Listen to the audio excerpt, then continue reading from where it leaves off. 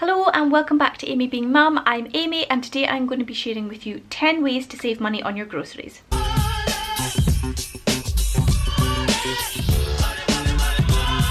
So I have 10 tips to share with you. I don't want this to be a long rambly video, so I'm going to keep the points quick and punchy and we're going to get straight on with number one.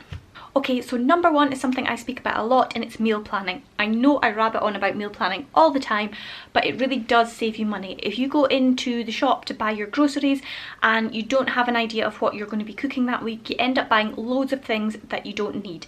So by having a meal plan, you know exactly what you're going in to buy, you know what you need for the week, and you buy exactly what you need and nothing extra. So meal planning is my number one tip to save money on groceries. Okay, so now my next tip is to go down a grade when grocery shopping. So let me just explain.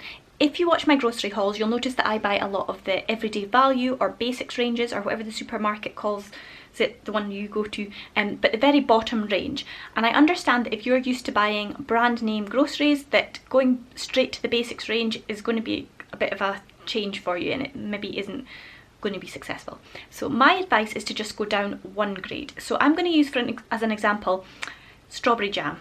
So maybe you are used to buying the Hartley strawberry jam. So the next thing you could do is try moving down to Tesco's jam, but maybe Tesco's finest jam. So it's not the brand name Hartley's, it's Tesco's, but it's still their finest one. So it's a little bit cheaper and you're only going down one grade. The next grade down would be to buy Tesco's own jam, not the finest range, just their jam. And then if you wanted to move down even further, you can get their everyday value jam. So there's like 4 different stages that you can move down. So we're happy to buy the everyday value jam because we're used to it, but I understand if you're used to Hartley's jam, that's quite a big jump. So try moving down just one grade, try buying something. If you're used to buying Tesco jam, maybe you try the everyday value jam. If you're used to buying like the Hartley's jam, move down to the Tesco finest. So try moving down one grade, it'll save you a little bit of money and then maybe gradually you can work your way down to save yourself more money. So my second tip is to move down a grade when grocery shopping. So my tip number 3 is not to stick to one shop when doing your grocery shopping. Now, it can be a pest, it is a pest to go to multiple shops to get your groceries, but if you're serious about saving money or if you have to because of your budget, then shopping in more than one shop can save you more money. When I was on a very, very tight budget, I found that I would buy certain items from certain shops that I knew was the cheapest place to buy it, and then other items I'd get from other shops because I knew that shop sold it the very cheapest. And by doing that, you can save yourself money. It's not the most convenient way of shopping, but it will save you money. So tip number 3 is to shop at more than one shop to get the best prices. Tip number 4 is to plan your grocery shopping around the supermarket offers. So when you sit down to do your meal planning, have a look online, or maybe you have the Aldi booklet that you can look at what's on offer that week. And if there's particular things that are on offer that are a bit cheaper that week, plan your meal plan around them. So rather than make up your meal plan and then go out and buy the items, have a look, see what's on offer, see what's cheaper that week, and plan around the supermarkets to get the most for your money. So tip number 4 is to plan your grocery shopping around the supermarket offers.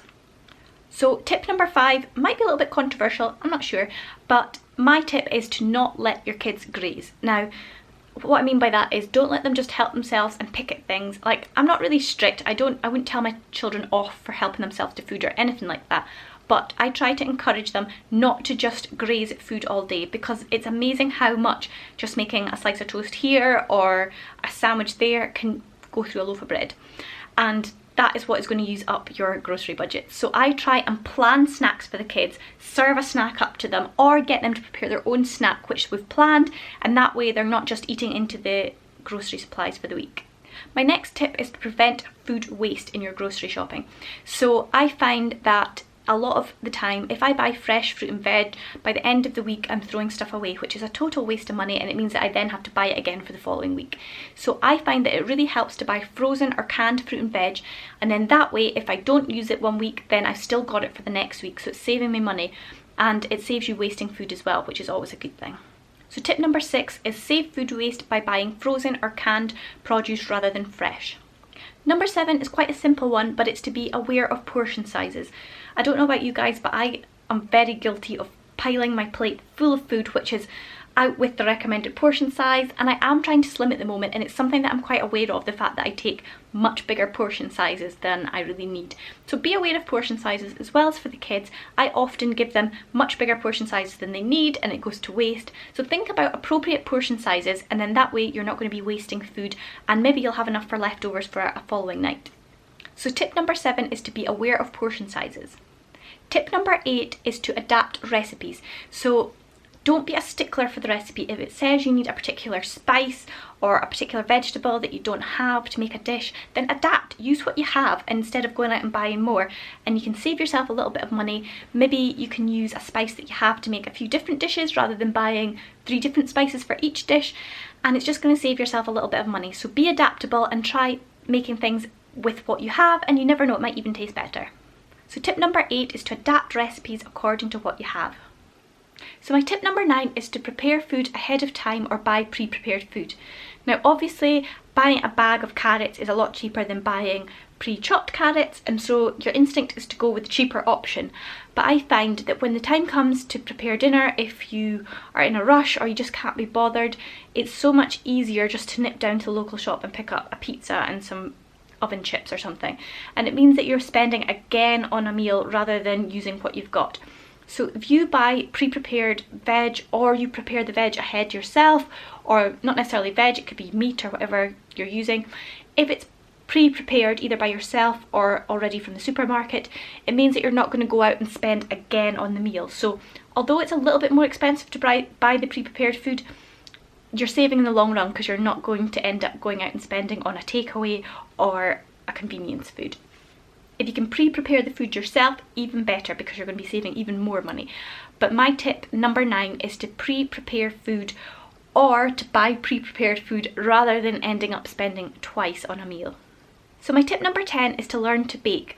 But with this being said, be wary of ingredient costs.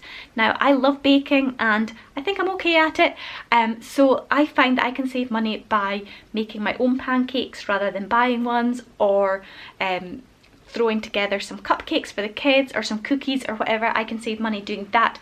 But be wary, because sometimes it can end up being more expensive to buy the ingredients to make something than it is just to buy it out the shop. So be aware. Things like pancakes you can buy, well, I buy Tesco value flour, or I buy the cheapest eggs or whatever, and it's really cheap and easy to throw together some pancakes or cookies for the kids or whatever. But if you're buying more expensive ingredients or a more elaborate recipe, sometimes it's cheaper just to buy from the shop. But if you can learn to make some basic recipes that are going to save you money, then brilliant. So tip number 10 is to learn to bake things yourself with low cost ingredients to save yourself a little bit of money on bakery items. So that is my 10 tips to save money on groceries. It's things that I do all the time, and I hope it's things that you will be able to find useful. If you enjoyed this video, please give it a like and don't forget to share it. If you're not already subscribed, I would love it if you subscribe to join our YouTube family. And if you haven't clicked on the bell, make sure you click the bell so that you get notifications of my videos in your feed. Thanks so much for watching today, and I will see you all soon. Bye!